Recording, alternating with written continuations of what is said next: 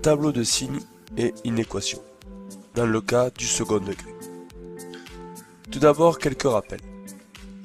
Donc une équation du second degré est de la forme ax carré plus bx plus c strictement supérieur à 0, ou supérieur ou égal à 0, strictement inférieur à 0, ou inférieur ou égal à 0.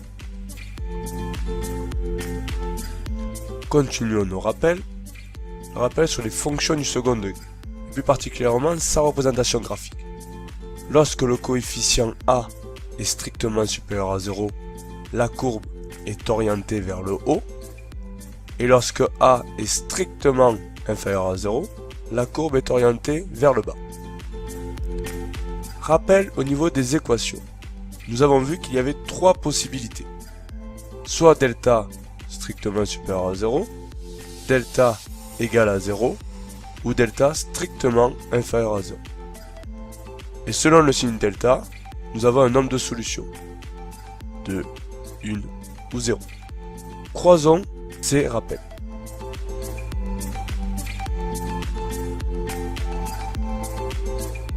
Donc dire qu'il y a deux solutions, cela signifie que la courbe A a deux points d'intersection avec l'axe et les abscisses. Dire que l'équation a une solution, graphiquement, cela signifie qu'il y a un point d'intersection entre la courbe et l'axe et les abscisses. Et lorsqu'il n'y a pas de solution, il n'y a pas de point d'intersection. C'est la même chose lorsque A est strictement inférieur à 0. Nous avons deux points d'intersection, un unique point d'intersection et aucun point d'intersection.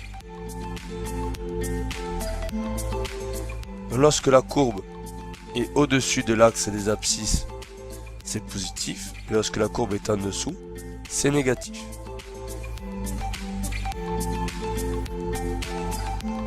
Nous voyons donc que la courbe est donc positive, négative, puis positive. Donc voici le tableau de signes.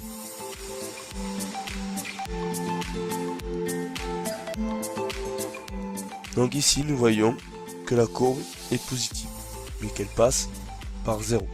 Donc voici son tableau de signes. Positif, 0, positif. Et lorsqu'il n'y a pas de solution, on observe qu'elle est donc toujours positive.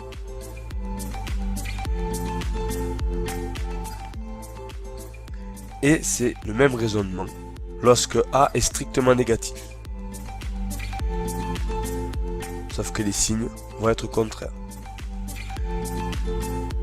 C'est-à-dire que ma courbe va être négative, puis positive, puis de nouveau négative.